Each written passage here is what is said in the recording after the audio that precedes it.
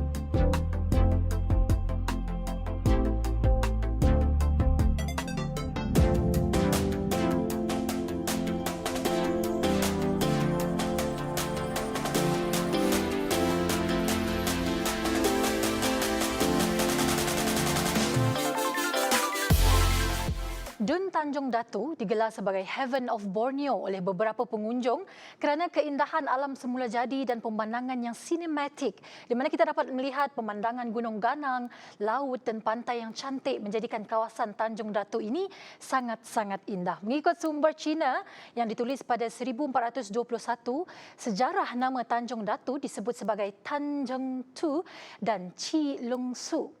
DUN N3 Tanjung Datu telah diwujudkan pada 1987, menyaksikan pertandingan pertama kerusi ini pada tahun 1991.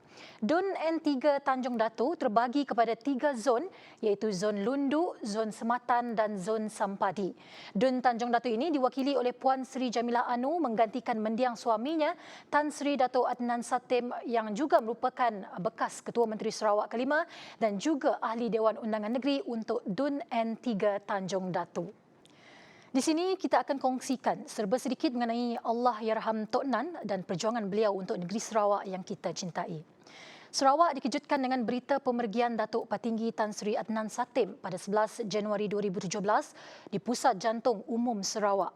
Bapa kepada 5 orang anak ini mempunyai rekod yang cemerlang dalam politik dengan memenangi semua kerusi Dewan Undangan Negeri DUN dan Parlimen yang pernah ditandinginya sejak 1979. Beliau mengangkat sumpah sebagai Ketua Menteri Sarawak kelima pada 28 Februari 2014 menggantikan Tun Abdul Taib Mahmud yang melepaskan jawatan itu dan menamakan Allahyarham sebagai pengganti. Pemergian beliau adalah satu kehilangan yang besar. Walaupun tempoh pentadbiran beliau hanya dalam 3 tahun sahaja, namun beliau berjaya menjadi seorang Ketua Menteri yang sangat lantang dalam isu hak-hak rakyatnya. Oh, hak adalah slogan yang sering kita dengar untuk melaungkan semangat rakyat Sarawak yang dilaungkan sehingga ke hari ini. Walaupun singkat masa pentadbirannya, namun jasa dan pengorbanannya masih dikenang sehingga kini. Antara perjuangan terbesar Allahyarham Tok Nan ialah menuntut untuk mengembalikan hak autonomi Sarawak yang termaktub dalam Perjanjian Malaysia 1963 meliputi dasar pendidikan dan sebagainya. Beliau juga lantang dalam memperjuang tuntutan royalti hasil petroleum yang dinaikkan sebanyak 20% daripada hanya 5% sahaja sebelum ini. Selain itu, pelbagai langkah drastik juga telah diambil oleh beliau untuk Sarawak meliputi pelbagai aspek antaranya menghentikan pengeluaran lesen balak dan tiada lagi pembukaan ladang kelapa sawit demi memelihara hutan. Dan tidak dilupakan oleh rakyat Sarawak pada sambutan Tahun Baru di mana Tok Nan memansuhkan kutipan tol terakhir di Jambatan Tun Abang Muhammad Salahuddin Baring. Pemergian Allahyarham Tok Nan adalah kehilangan besar buat negeri Sarawak. Auranya, sumbangannya, kata-katanya serta gurauannya masih dalam kenangan serta ingatan rakyat sehingga ke hari ini. I am Adnan Satem. Give me a big mandate so that I can speak up to Kuala Lumpur. You listen to me. I represent Sarawak. I am Adnan Satem. And I keep my promise.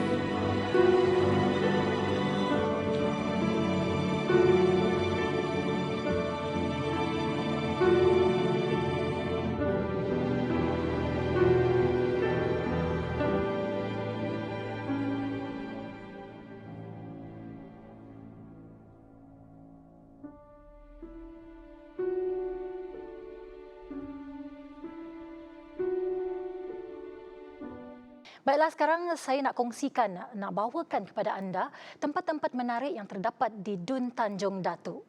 Di paling hujung barat pantai Sarawak, di situ terletaknya Taman Negara Tanjung Datu, salah satu taman negara terkecil di Sarawak yang terdapat di Dun Tanjung Datu ini.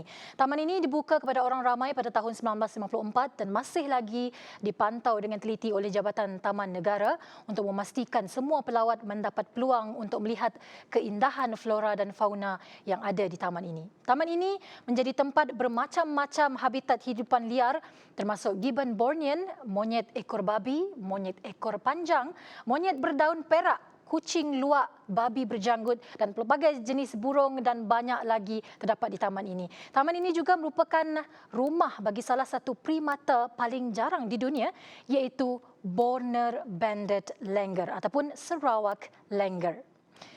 Kawasan terlindung ini juga merupakan tempat pemeliharaan penyu yang penting.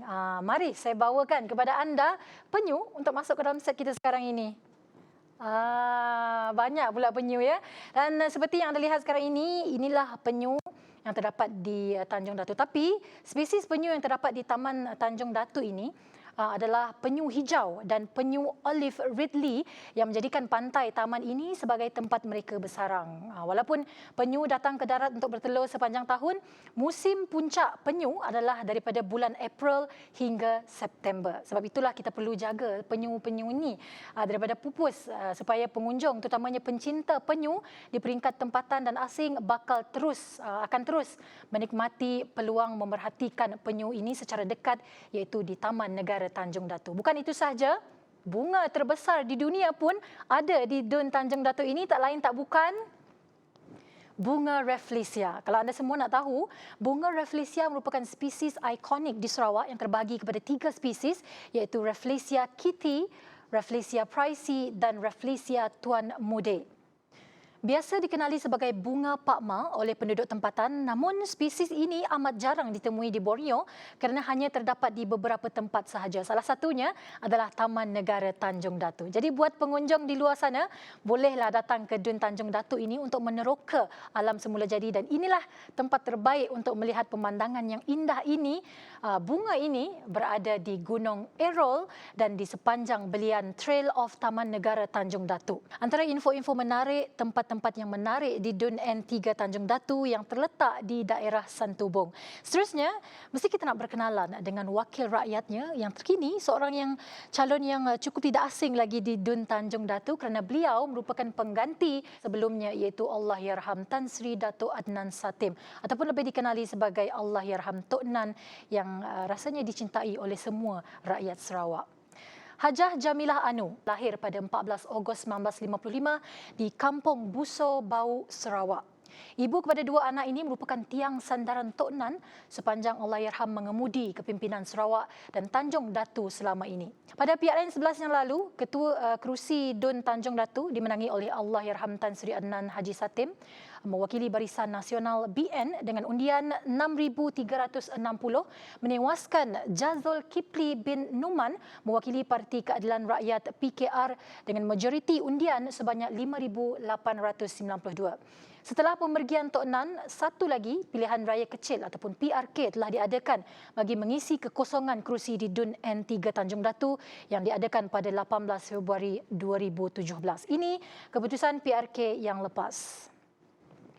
Dun Tanjung Datu pada pilihan raya kecil yang lepas menyaksikan pertembungan 3 penjuru melibatkan 3 parti politik dengan calon-calonnya adalah Jamilah Anu mewakili Barisan Nasional BN, Johnny Bob mewakili Parti Reformasi Negeri Sarawak STAR dan Rappelson Richard Hamid di mana kemenangan berpihak kepada Jamilah Anu dengan undian sebanyak 6,573 menewaskan calon-calon lain.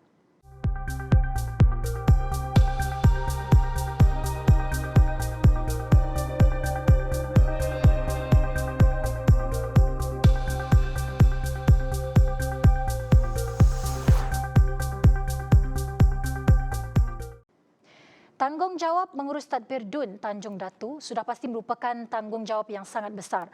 Usaha kerajaan untuk meningkatkan kemajuan dan pembangunan Dun ini, salah satu inisiatifnya ialah projek Tukun Tiruan Reef Ball. Projek Tukun Tiruan Reef Ball ini dibina dari Tanjung Datu ke Lawas, di mana ini merupakan salah satu langkah ke hadapan kerajaan negeri dalam memelihara khazanah marin, malah dapat melindungi hidupan laut daripada ancaman aktiviti perikanan yang menyalahi undang-undang. Peruntukan kerajaan untuk projek ini adalah sebanyak 70 juta ringgit untuk menanam tukun tiruan terpanjang di dunia, di mana ia akan ditanam sepanjang perairan negeri iaitu lebih daripada 1,000 kilometer. Bukan itu saja, projek ini mampu memberi impak positif serta membantu meningkatkan hasil tangkapan khususnya komuniti nelayan di kawasan Tanjung Datu. Selain itu, ia juga akan memberi impak kepada industri lain seperti pelancongan serta sosioekonomi kepada penduduk di Dun Tanjung Datu ini. Sematan dan Lunduk berpotensi besar dari segi pelancongannya dan kerajaan negeri mahu jalan raya yang menghubungkan kawasan itu dari Kuching ditambah baik. Oleh sebab itu, kerajaan negeri melaksanakan projek jalan berkembar di Siniawan, Bau dan juga jalan daripada Rambungan untuk menghubungkan Sematan dan Lunduk. Dari segi pendidikan pula, projek pembinaan kampus Pusat Kecemerlangan Teknikal Sarawak ataupun lebih dikenali sebagai Sentex Lunduk yang dijangka siap tahun depan. Dikatakan kampus ini mampu menampung seramai 300 hingga 400 pelajar dengan keluasan 70 ekar. Siapnya projek kampus Sentex Lunduk ini akan ada lebih ramai belia dari Lunduk, Bau dan Sematan berpeluang mengikuti kursus kemahiran yang ditawarkan oleh Sentex dan pelajar tidak perlu berulang-alik lagi ke kampus Sentex lain yang jauh daripada Kuching. Sentex juga merupakan sebahagian daripada hadiah Tok Nan kepada anak Sarawak, terutamanya dalam kalangan anak penduduk setempat untuk mendapatkan peluang menyambung pengajian terutama dalam bidang teknikal dan vocational ataupun TVET. Inilah dia sedikit sebanyak mengenai Dun N3 Tanjung Datu. Banyak lagi kawasan Dun yang akan kami kongsikan kepada anda dalam episod-episod yang akan datang. Jadi teruskan menonton kami di TVS saluran 122. Kita jumpa lagi di episod seterusnya. Saya Syira Abang Mansur untuk Sarawak Decides.